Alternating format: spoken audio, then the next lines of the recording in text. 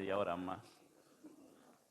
Dios le bendiga, hacemos una oración, saludo con la paz del Señor los hermanos que están aquí y orando a los hermanos que están allí en las redes acompañándonos también en esta noche. Hacemos una oración y damos comienzo. Padre Santo, en el nombre de Jesús, te damos gracias, Señor, en esta tarde, poder estar reunidos junto a mis hermanos, tus hijos, en este lugar, Señor, en tu casa, y junto a los hermanos que están allí en las redes también, Padre, pidiéndote que tú bendiga nuestras vidas, que tú nos ilumines, nos alcance de ti, esa sabiduría de lo alto para seguir aprendiendo de tu palabra, Padre. En el nombre de Jesús te damos gracias y en tu nombre damos comienzo a esta reunión. Amén y amén. Reciba su asiento los hermanos que están aquí en esta noche. Bueno, nosotros estamos viendo hermenéutica, estamos viendo los hebraísmos, ese giro idiomático que hay en la Biblia, ¿no? Recuerde que la Biblia fue escrita en hebreo, en griego y parte en arameo también. Y que al traducirlo al español, al castellano o a otros idiomas también, pierde el sentido a veces algunas palabras, algunos hechos, algunas circunstancias, y eso es el hebraísmo, ¿no? Lo que nosotros conocemos acá como el argentinismo, como el lunfardo, en nuestro idioma. Bueno, en el hebreo también tenía, y nosotros cuando leemos la Biblia tenemos que interpretar muchas veces esos giros que hay en la Biblia para no cometer errores o para no allá aprender falsas doctrinas, falsas enseñanzas, donde el cual muchos lo hacen, que ya lo habíamos estudiado, porque lo hacen muchas veces por pereza, por no estudiar la Biblia, por no comprender, por no ir al punto, ¿no? Como hemos visto en otras materias cuando hay textos oscuros o palabras oscuras que no comprendemos, ir allá e investigar, leer, buscar. Entonces se toma un versículo así a la apurada, a la ligera, y con eso así intentan aclarar, caen en esos errores, ¿no? Enseñando falsas doctrinas, falsas enseñanzas. Y nosotros hoy aquí con la hermenéutica estamos viendo y aclarando esas cosas, ¿no? Comprendiendo, el Señor dándonos luz a través de esto, hermano.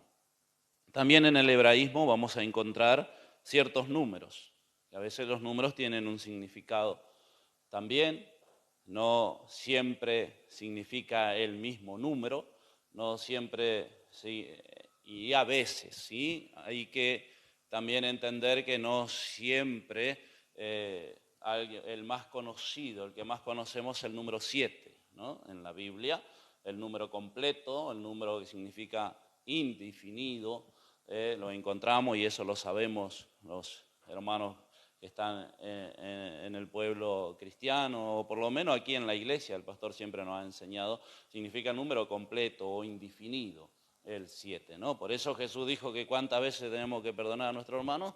70 veces 7. Pedro le dijo 7, y el Señor le dijo, no 70, no 7, perdón, 70 veces 7.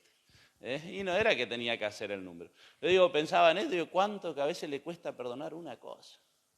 Yo que le hacen algo y le quedó ahí y dice, no me olvido más.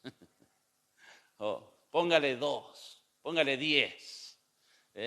El Señor, no sé si a veces decimos no saquemos la cuenta, pero no sé si alguno perdonaría 490 veces, ¿no? Pero sabemos que el Señor lo que le estaba diciendo a Pedro allá era indefinido, completo, siempre que debemos perdonar a nuestro hermano cuando nos ofenden encima, ¿no? Qué dilema ese, ¿no? Dios les bendiga. Y bueno, vamos a ver ciertos números que a veces, ciertos números determinados se usan a veces en el hebreo para expresar cantidades indeterminadas. El número 10, por ejemplo, que a veces significa a sí mismo el número exacto, el número 10, y a veces no, a veces quiere decir muchos, una cantidad, no exactamente 10. Vamos al libro de Génesis, una historia muy conocida. Allá Jacobo y su suegro, ¿no? Labán, libro de Génesis capítulo 31, versículo 7, 31, 7, y vuestro padre me ha engañado y me ha cambiado el salario 10 veces, dice él, pero Dios no se lo ha permitido que me hiciese mal, ¿no? ¿Usted conoce esta historia? Él va, le pide una de sus hijas, él le dice, bueno, trabaja por estas 7 años. Después cuando llegó la paga, le entregó otra, no era por la que habían negociado. Él le dijo, no era esa, bueno, por eso tenés que trabajar 7 años más. 14. Después le va a dar el salario. Y dice, ¿qué salario? Bueno, fíjate, las rayadas, las manchadas, las ovejas, eso que era muy difícil en aquella época que saliera, ese iba a ser su salario. Y él acá dice, se estaba por ir de la casa ya con su familia. Ustedes saben quién es su padre. Me cambió el salario 10 veces. Ahora si vamos a contar y si va a leer bien la historia, no llegamos a 10. Pero cuando quiere decir 10, está diciendo que le cambió muchas veces el salario. No se puede determinar. En el versículo 41, él también dice esto, allá hablándole a su suegro, a Labán. Así he estado 20 años en tu casa, 14 años te serví por tus 2 hijas y 7 años por tu ganado, y has cambiado mi salario 10 veces. A veces ese número no significa exactamente 10, sino que quiere representar una cantidad. Daniel, capítulo 1. Estos son los ejemplos que están acá en los estudios. Después usted va a tener la hoja cuando terminemos. Ahora va a tener que esperar un tiempito que terminemos. Nos quedan 4 o 5 páginas y le van a estar entregando el material. Daniel, capítulo 1 de Daniel y versículo 20. En todo asunto de sabiduría e inteligencia que el rey les consultó, los halló 10 veces mejores que todos los magos, astrólogos que había en todo su reino. Acá tampoco 10 es número exacto, sino que ¿qué está diciendo? ¿No? Eran más que todos ellos. Está diciendo una cantidad, ¿no? Se puede contar la sabiduría si era 10 veces mayor. Sino que él está diciendo que eran más sabios. ¿Quién era? Daniel y sus compañeros, ¿no? Aquellos que se habían negado a contaminarse la comida del rey. Bueno, ya saben, estos jóvenes hebreos que habían sido llevados cautivos a Babilonia, ¿no? Dios estaba con ellos y acá la palabra dice 10 veces más, ¿sí? A veces el número 10 no significa 10 exactamente. Luego vamos a encontrar 40 también en la Biblia. El 40 también, este número significa una cantidad grande. A veces no 40 menos, sino 40 puede ser más, puede ser 70, puede ser 60. ¿Sí? Cuando se encuentra el número 40, es un número indefinido también. Tal vez vamos a ver ese significado en Segunda de Reyes. También allá un sirviente de un rey, al profeta Eliseos, le lleva un presente. Libro de Segunda de Reyes, capítulo 8, versículo 9. Estos son datos que usted tiene que tener, que aclaran su lectura. A veces no quiere decir que sea específicamente eso, sino que le está diciendo un número indeterminado muchas veces. Segunda de Reyes 8:9.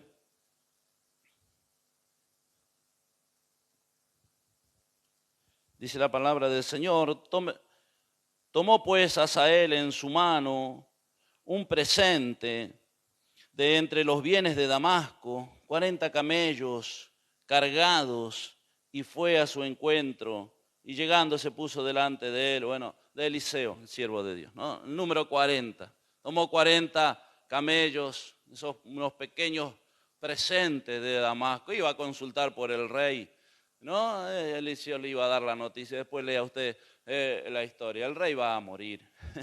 Mire las palabras, ¿no? Dios me ha mostrado que el rey va a morir. Pero dice que llevaba 40 camellos. Ese 40 no significa justo exactamente el número 40. A veces sí, es probable que sí signifique lo mismo, pero en la mayoría de las veces quiere decir más o menos cantidad, no exactamente eso.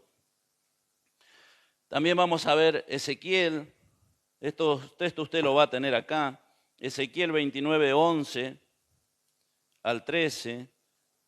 Algún hermano ahí puede buscar Ezequiel, capítulo 29, versículo 11 al 13.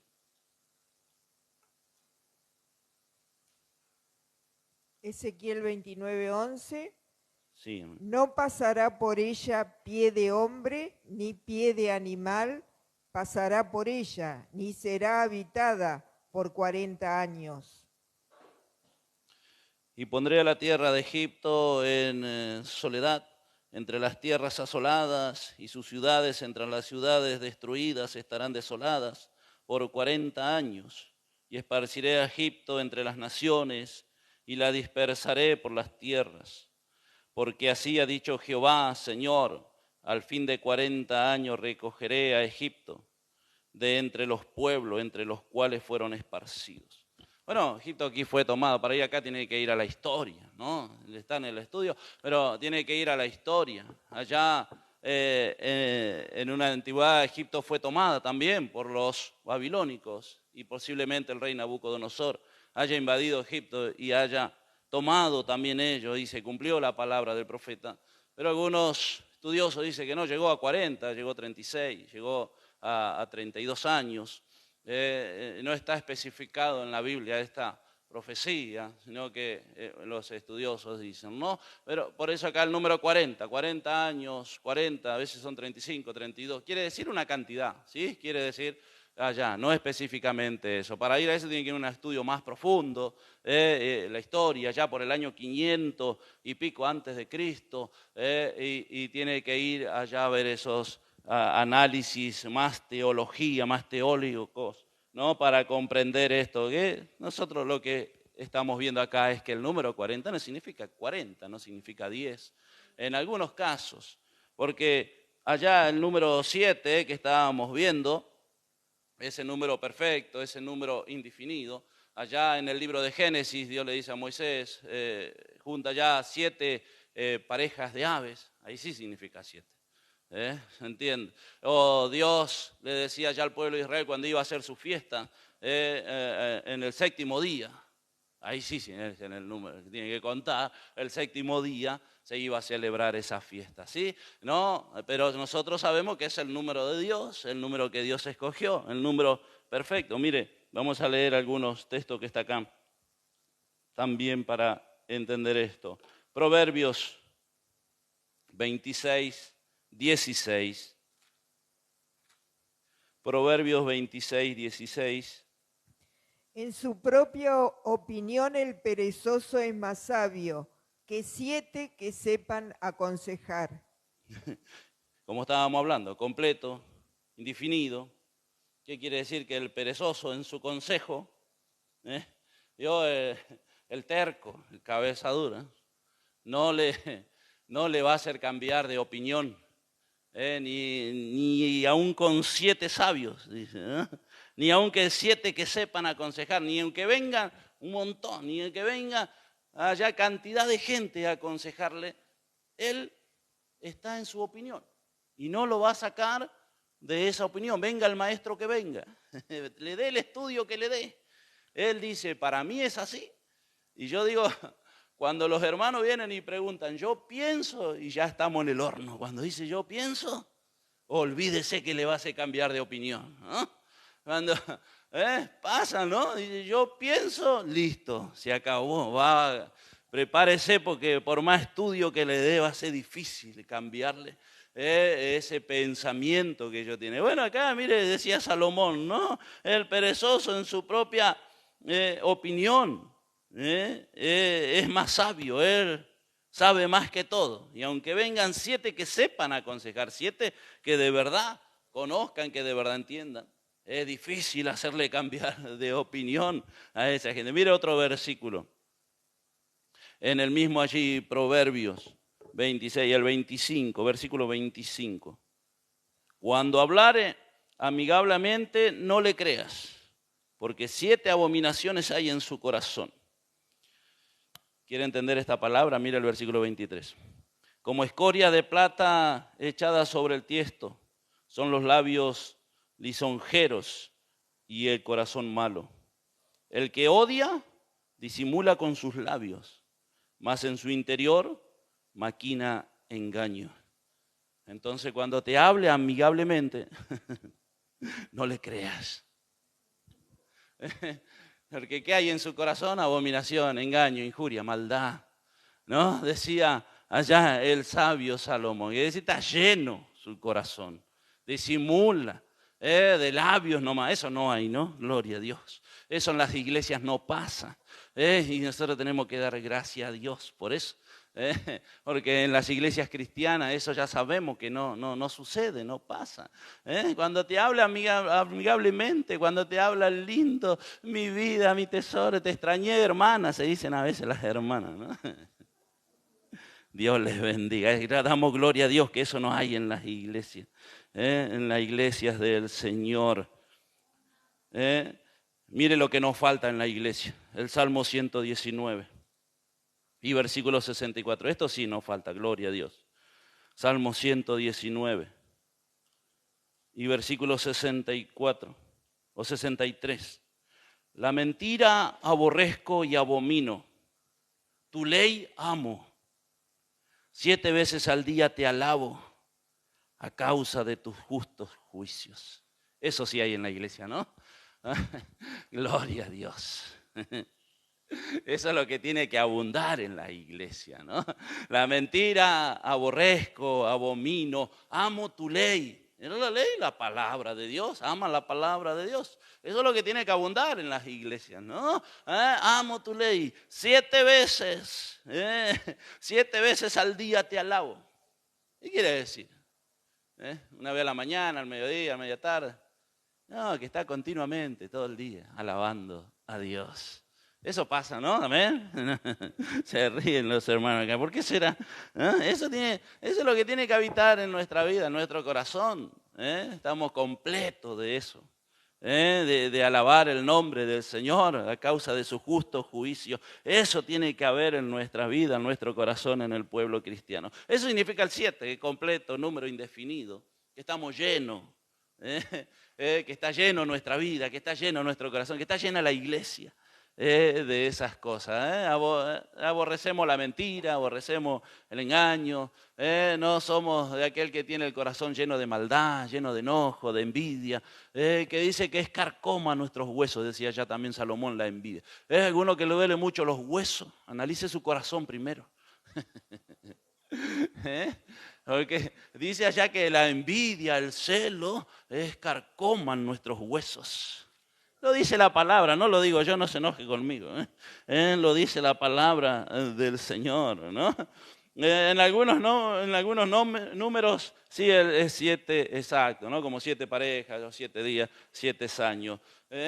Entiende que hay números que a veces no representan lo mismo.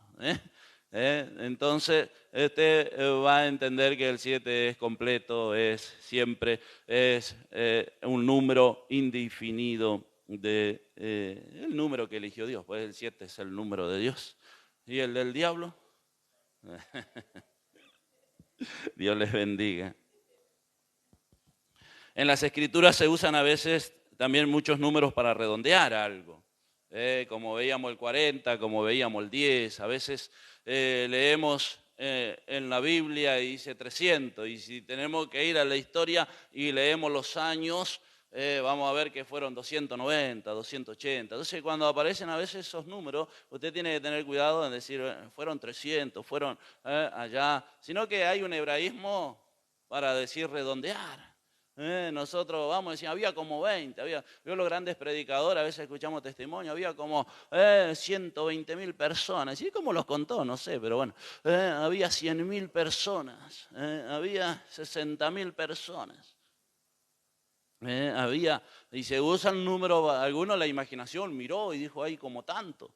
Pero a veces no son los números exactos. Bueno, en el hebraísmo sucedía, en el hebreo también pasaba lo mismo, ¿sí? Los números no eran exactos. Y vamos a encontrar allá en Jueces, para que usted entienda, y vamos a aclarar ahí un pasaje, el libro de Jueces, capítulo 11, versículo 26. Libro de Jueces, capítulo 11, versículo 26. Cuando Israel ha estado habitando por 300 años en Hesbón. Bueno, si usted va en la historia y lee, para eso tiene que ir a tomarse el trabajo de leer. Veo que les cuesta tanto leer la Biblia. Tomarse el trabajo de leer. De verdad estuvo 300 años Israel en el... Bueno, si usted va a la historia, estuvo 200, lo va a tener ahí en el estudio, tuvo 293 años, no 300. Pero cuando escribió el libro de los jueces, allá el escritor redondeó a 300 años. Y estos números hay muchas veces en la Biblia y algunos... Estos son datos, hermano, no es para que usted allá priorice los números, sino que son datos para que usted tenga claro de cómo a veces tiene que leer o interpretar la Biblia.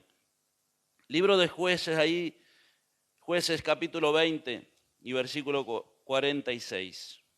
Acá se le voy a aclarar un poquito, que usted vea, entienda esto de los números, cómo a veces hay que ir un poco más atrás, un poco más adelante, y esto le va a dar claridad. Jueces, capítulo 20 y versículo 46. Fueron todos los que de Benjamín murieron en aquel día, 25,000 hombres que sacaban espadas, todos ellos hombres de guerra. Acá el escritor dice 25,000 hombres. Vamos un poquito más atrás. Capítulo 20 y en el versículo 15 dice la palabra: y fueron contados en aquel tiempo los hijos de Benjamín de las ciudades, 26,000 hombres que sacaban espada, sin los que moraban en Gabaat, que fueron por cuenta 700 hombres escogidos. Ahí tenemos 26,700 hombres. ¿Conoce esta historia? No. Después léala, es muy, muy linda y interesante. Israel no tenía rey. Yo se lo voy a contar breve, porque los hermanos pues se quedan con eso, pero breve. Después tómese el trabajo de leer allá la Biblia. Un hombre fue a buscar allá a una de sus esposas, se pelearon como todo matrimonio, se fue a la casa del padre, él se fue a buscarla, la trajo en el camino, venía, moró, era una profecía sobre Israel igual, ¿no? Moró en una tierra donde no era, vinieron los enemigos y abusaron de la mujer muere. Y el marido termina despedazando a la mujer en 12 pedazos, la manda por todas las tribus de Israel y cuenta lo que le hicieron este pueblo, los de Benjamín, allá este pueblo, lo que le hicieron a él, a su familia. Entonces ahí se arma todo Israel y viene una cantidad como 400,000 soldados. Y ahí está contando esta historia. Y los otros también se arman, los de Benjamín, y dicen acá que eran 26,700, ¿sí? Sin contar eso. Y allá leímos antes que murieron ahí 25,000. Vamos al versículo 44 del mismo capítulo 20. El versículo 44. Y cayeron de Benjamín 18,000 hombres, todos ellos hombres de guerra. Y el versículo 45. Volviéndose luego ellos, huyeron hacia el desierto y a la peña de Rimón. Y de ellos fueron abatidos 5,000 hombres de camino. Y fueron perseguidos aún hasta llegar a Gidón. Y mataron de ellos a 2,000 hombres. Ahí tiene 25,000 que murieron. Pero el versículo 47 dice: pero se volvieron y huyeron al desierto a la peña de Rimón 600 hombres, de los cuales estuvieron en la peña de Rimón 4 meses. Si usted saca la cuenta, teníamos 26,700. Ahora murieron 25. Eran 1,100 que faltaban. Los otros 600 se fueron a la cueva. Y las otras gente.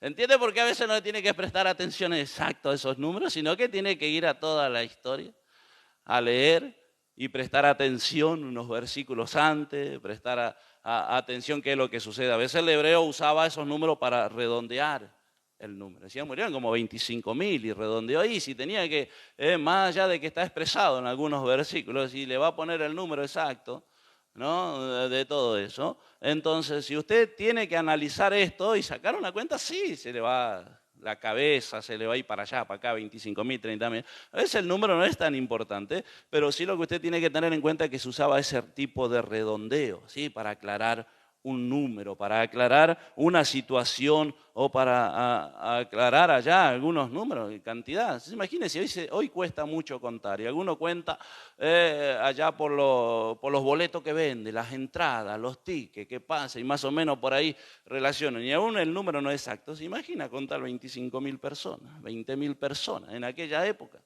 Que cómo se sabía, a veces algunos no sabían ni cuántos años tenían. A veces para saber la edad se le miraba los dientes, a veces para saber la edad, si era joven, si era viejo, cómo era, se le tenía que analizar el cuerpo. David dice que los echaba en el piso, echaba él para saber los más jóvenes y los medía con un cordel. El medio petizo ya se salvaba porque los más jóvenes él medía con un cordel y los más grandes allá decían estos son viejos y los mataban y se guardaban los más jóvenes para introducirlo a su ejército. ¿Se imagina contar esa cantidad de personas? ¿O quién contaba? Uno, yo conté tanto. Usted cuenta, a veces está contando un número, alguien le habla, ya se perdió. Viene y le di cuenta al otro. ¿Vos cuánto contaste? Yo conté 20, yo conté 30, yo conté 100, y ni sabe el número. Entonces se usaba mucho el hebraísmo. En el hebraísmo se usaba un número para redondear, para contar, para decir que había muchos. Para decir que había una gran cantidad. En algunas palabras dice allá que no se podía contar los ejércitos enemigos, eran como la arena del mar. ¿Cuánto eran? Quizás sí se podían contar, pero al ver esa cantidad de gente, de hombres allá, impresionante, ¿no? No se podía contar. Entonces ahí usted tiene que ver que hay un hebraísmo, tiene que ir a analizar la historia detenidamente y después comprender esto, que hay un hebraísmo y que lo que querían significar era que un enemigo grande, poderoso, pero que Israel iba a enfrentar, iba a pelear, Jehová, porque si usted lee la Biblia en todas las batallas dice Jehová le dio la victoria, ¿no? ¿Por qué? Porque él cuidaba a su pueblo, él cuidaba a sus hijos, ¿sí? Números que a veces están en la Biblia y que a algunos se les es de confusión, entienda esto, es el hebraísmo. Es el giro idiomático, es el cambio del idioma a nuestro idioma, al castellano, al español y también cuando cambia al inglés o al portugués también se pierde, también existe esto y se pierde el sentido de la palabra muchas veces. ¿Sí? ¿Aclaró algo? Se confundieron más. A veces se hace uso peculiar de las palabras que expresan una acción, diciéndose de vez en cuando que una persona se hace cosa cuando solo se lo declara hecha. Diciendo que hace cuando a veces solamente lo declara, pero no lo hace. A causa se haga cuando se profetiza que se hará. Se supone que se hará o se considera hecha a veces. A veces mándese también a hacer una cosa cuando solo se permite que se le haga. Otras, a veces el uso de la palabra se emplea en la acción, ¿sí? Solo en la acción, no en el hecho, eso está diciendo. Cuando usted lee la palabra, ahora vamos a ver unos ejemplos y le va a aclarar algunas cosas. Uno muy conocido y muy simple dice por allá, que le dijeron que Jesús bautizaba más que Juan. Y por allá el mismo versículo aclara y dice, ¿quién bautizaba? ¿No saben? ¿No saben? Allá dice, Juan aclara y dice, aunque Jesús no bautizaba, sino que sus discípulos bautizaban. ¿Sí? Declara un hecho, van y le dicen allá, el que tú bautizaste, Juan el Bautista había bautizado a Jesús, bautiza más que Juan. Y no era así. Juan aclara, el apóstol Juan que escribió la carta, que escribió el evangelio, aclara y dice, aunque Jesús no bautizaba, sino que sus discípulos bautizaban. Él lo aclara. A veces vamos ahí en otros versículos no hay tantas aclaraciones, sino que el hecho es que Jesús bautizaba. Él no lo bautizaba. Jesús no dice que sus discípulos bautizaban. No Jesús. ¿Se entiende el hecho? Vamos a ver algunos otros ejemplos. Levíticos 13:13, el sumo sacerdote con los leprosos. Levíticos 13:13.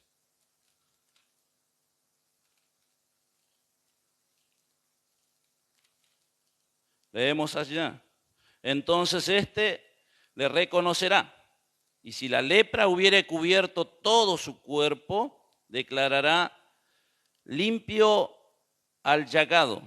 Toda ella se ha vuelto blanca y él es limpio. Por allá en la versión antigua dice, en el original dice, el sacerdote limpia al leproso, ¿no? Cuando solamente él lo declara, él no lo limpia, él lo tiene que declarar limpio. Él lo ve y lo declara, porque las llagas ya estaban blancas, ya estaban sanando, lo declara limpio. Pero él no limpia, él no limpiaba. ¿Se entiende? El sacerdote allá en aquellos tiempos. Segunda de Corintios 3:6. Leemos allá la carta de Corintios, el apóstol Pablo. Segunda de Corintios, capítulo 3. Estos son giros del idioma, recuerden, ¿sí? Segunda de Corintios 3:6. 3:6. El cual asimismo nos hizo ministros competentes de un nuevo pacto, no de la letra, sino del espíritu, porque la letra mata, mas el espíritu vivifica. La letra mata, dice el apóstol, hablando de la ley, ¿no? Y la ley mataba. No, lo que la ley vino a hacer, lo que el apóstol decía que la ley, esto lo ha explicado el pastor, lo hemos explicado muchas veces, cuando vinieron las leyes, a través de la ley nosotros entendimos que estaba mal hacer, cómo nos teníamos que comportar como cristianos. Cuando vino la ley entendimos que era lo malo, lo bueno, era lo que se podía hacer, no hacer. La letra no mata, porque después vamos a ver otro versículo donde se aclara esto, ¿no? Que la letra, es decir, la ley, cuando en realidad se declara, la ley declara al transgresor, o sea, al pecador. Lo declara, porque ¿qué dice? Como hoy compartió el pastor, aquel que pecara, el que vale la paga del pecado, dice el apóstol. Entonces, ¿qué no hace la ley? La letra nos declara qué es lo que estaba mal. Eso nos declara, no nos mata la letra, la palabra no nos mata, sino que nos enseña a hacer qué era lo que está mal, qué era lo que no tenemos que hacer. Y si lo hacemos, cometemos pecado. Y si pecamos, ya que la paga del pecado, lo dice él en Romanos, alguno puede leer si quiere Romanos 6:23, que la paga del pecado es la muerte. Ahora, la dádiva de Cristo. Así dice él en Romanos, ¿sí? Entonces, la letra no mata. Vino la ley. ¿Por qué vino la ley? Y vino la ley a nosotros para entender cómo tenemos que actuar nosotros, de qué cómo nos tenemos que apartar del mal, del pecado, ¿sí? Para eso vino la ley, los mandamientos del Señor. Romanos 6:23, si alguno encontró puede leer. Porque la paga del pecado es muerte, mas la dávida de Dios es vida eterna en Cristo Jesús, Señor nuestro. Amén. Pero todo es bueno, no desechando la ley, no desechando allá, porque como dice, ahora vivo por la gracia, ya no vivo por la ley. Pero no era la letra que mataba, sino que la letra vino y nos mostró que somos pecadores. Y que ahora si aceptamos a Cristo, nos venimos a Cristo, y nuestra vida también tiene que cambiar. No significa, ¿ves como hoy hay muchos cristianos? Se dicen cristianos. Yo me bauticé, sirvo a Cristo, pero siguen con la misma vida. Siguen de la misma manera. Y leímos allá el salmista, ¿qué decía él? Aborrezco la mentira. Ya se apartaba del mal. Y ahora alababa a Dios y ahora amaba la justicia de Dios. Amaba la palabra de Dios. Entonces el cristiano ama la palabra de Dios. Cambio, eso significa el evangelio, una buena noticia, un cambio de vida. ¿A quién le vamos a predicar si nuestra vida no cambia? ¿No? ¿A quién le vamos, si seguimos siendo el mismo mentiroso, el mismo engañador, ¿a quién va a venir a los caminos del Señor? De ninguna manera. Nuestra vida tiene que cambiar. El cristiano cambia, es diferente, es distinto. O sea, es honesto, sincero, tiene paz en el corazón, tiene un corazón perdonador, como hablábamos hoy, perdona a su hermano, ya no hay celo en el corazón, no hay envidia. Eso es un cristiano. Por eso la dádiva de Cristo, cuando vino Cristo, nuestra vida, el Señor transformó nuestra vida a través de Él. Ahora la ley está, ¿para qué? Para mostrarnos que somos pecadores, para mostrarnos que gracias a que Cristo fue a la cruz, hoy nosotros podemos ser salvos. Porque si Él no hubiera ido a la cruz, ¿qué hubiera sido de nosotros? ¿No? Ahora hubiéramos estado perdidos. Por allá también encontramos otra palabra, donde dice de Judas, que él compró un campo. Judas compró un campo. Mateo 27, 4 al 10.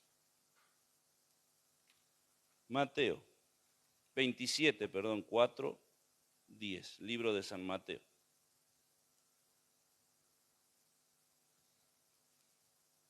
Esto vamos a encontrar en la Biblia cuando a veces se ejecuta, se dice que lo hizo cuando él no lo hizo, ¿sí? Sino que pasó.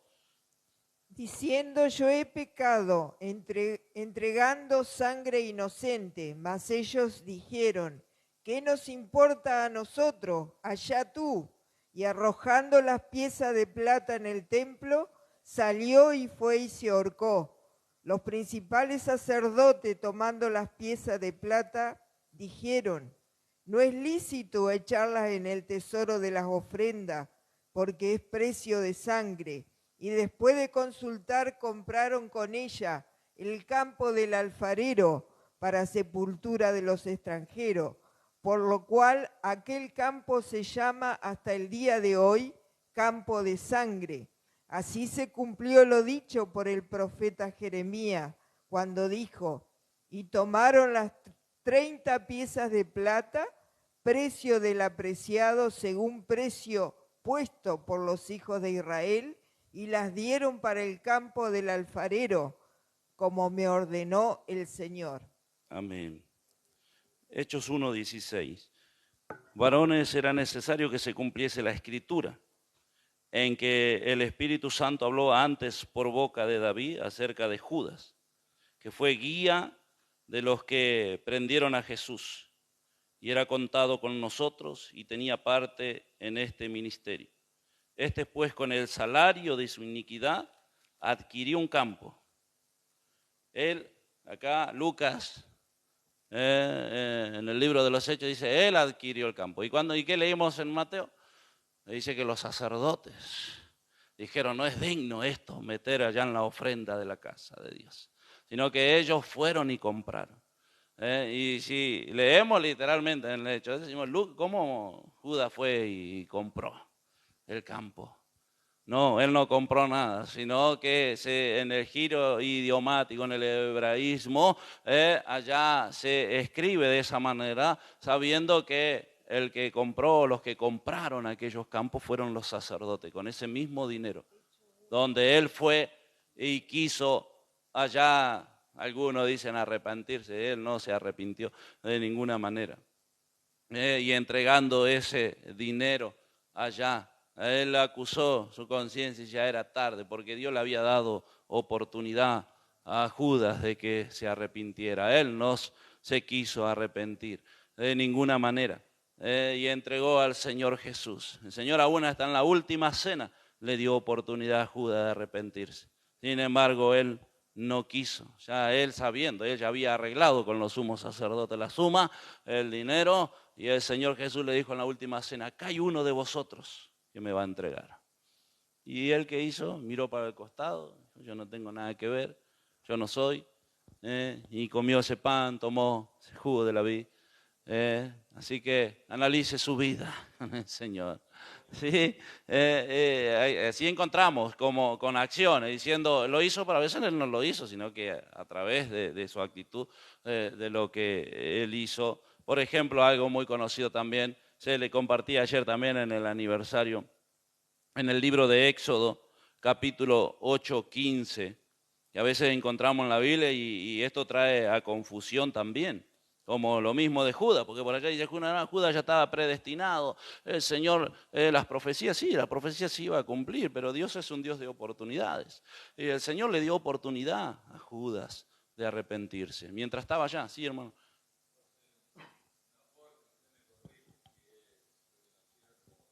Sí.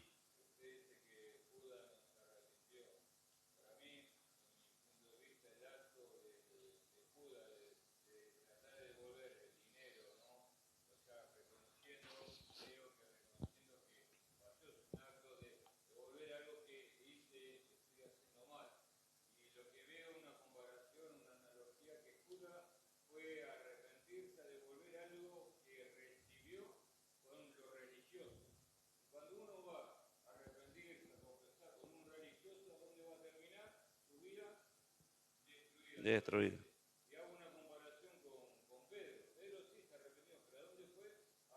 A los pies de Cristo, sí.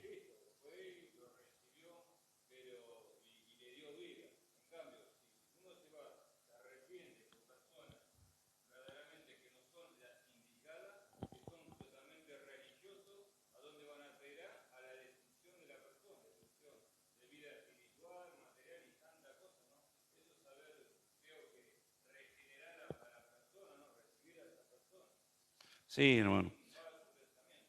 No, sí, pero él no se arrepintió de veras, no fue genuino su arrepentimiento. Él le acusó allá en la conciencia, él no fue una... Algunos hoy están predicando que él se arrepintió y algunos hasta están diciendo que quizás Judas está en el cielo. De ninguna manera, él no fue sincero su arrepentimiento, él le acusó su conciencia. Y quiso algo que ya estaba perdido, porque él oportunidad tuvo. Yo digo siempre, si vamos a las parábolas, Jesús habló de una parábola de una boda, estaban todos en una fiesta, y había uno que no estaba vestido de bodas. Y Judas estaba ahí, había uno que no estaba vestido de boda, y dijo, sacadle ese, échenlo de acá, él no pertenece acá. De ninguna manera. Él estaba ahí y Judas estaba ahí escuchando. El Señor enseñó sobre el amor al dinero. ¿Y Judas qué era? Lo vimos clase pasada. Amador del dinero.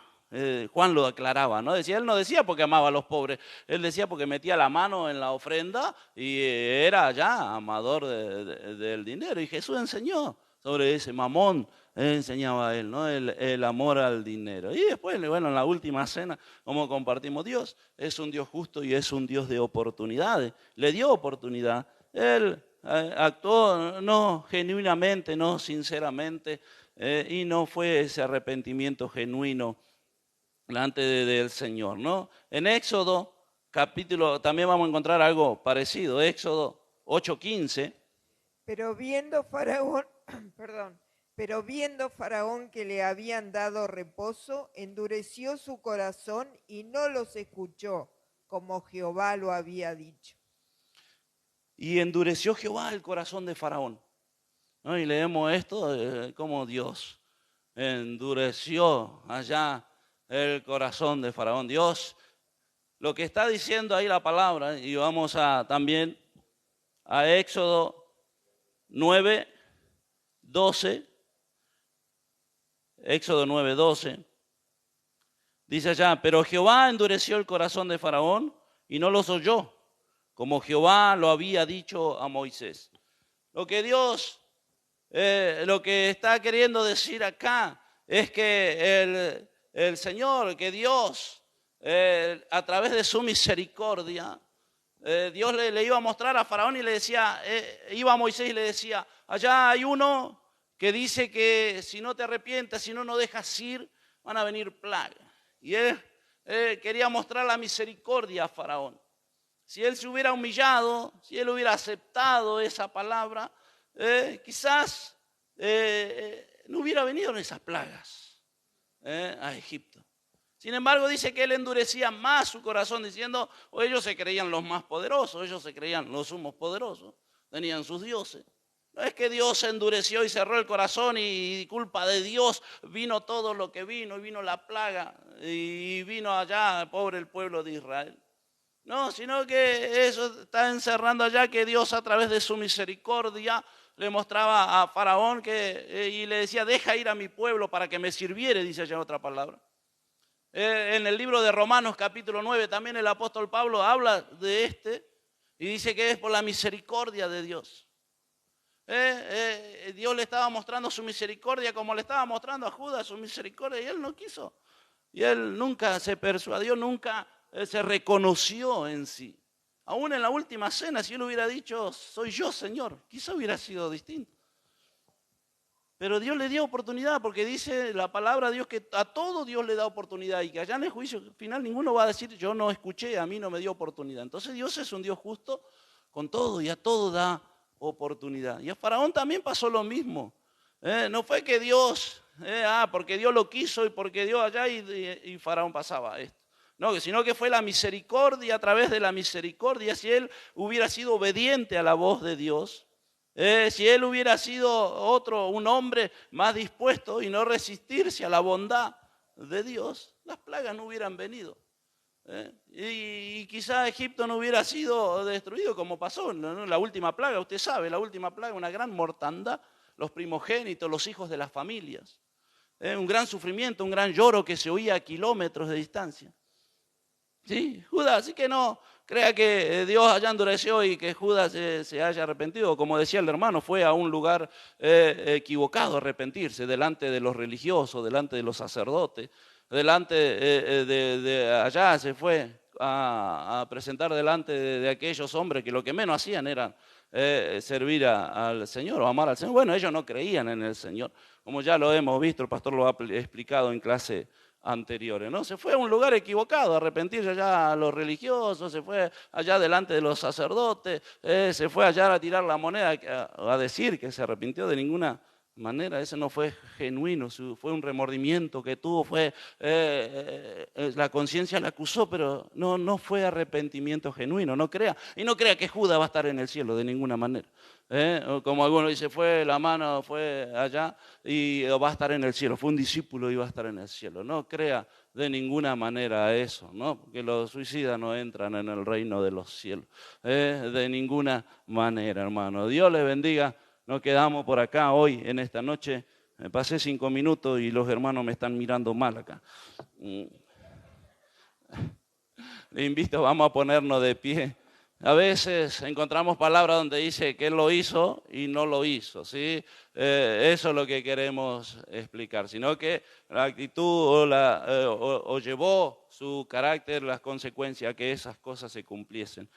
Dios permitió, y por allá le dice un versículo, Dios permitió que tú estés para que a través tuya se cumpliera y se mostrara la palabra de Dios. A Faraón le dice, ¿no? Dios te puso ahí para que se cumpliera, y los egipcios y los de Israel vieran y conocieran al Dios grande y el poder que Dios tenía. Entonces enviaba las plagas, venían las plagas, pero todo en Egipto, al pueblo de Israel no le acontecía. Y ellos miraban cómo este Dios grande, como su Dios, los guardaba y los libraba de esas plagas que sí venían para los egipcios, ¿no? Dios le bendiga en esta noche. Eso es el hebraísmo. Vamos a seguir viendo clases más adelante, si Dios lo permite, aquí el próximo lunes. Hacemos una oración. Dios les bendiga a los hermanos que están acá, los hermanos que nos acompañan allá en las redes. Padre Santo, en el nombre de Jesús, te damos gracias, Señor, en esta noche, poder estar aquí junto a un puñado de tus hijos, mis hermanos, compartiendo esta clase, Señor, pidiéndote que tú bendigas sus vidas, que tú nos sigas dando luz, entendimiento, claridad, Señor, de tu palabra. Bendiga a cada uno de los hermanos allí en las redes, los hermanos que nos escuchan de distintos lugares. Yo te pido ahora, guarda nuestro regreso, líbranos de todo peligro, de todo mal. Tú nos acompañas a llegar a la próxima clase, si no es acá, que sea allá en el cielo contigo. Te damos gracias, Señor. Amén y amén. Dios les bendiga a los hermanos.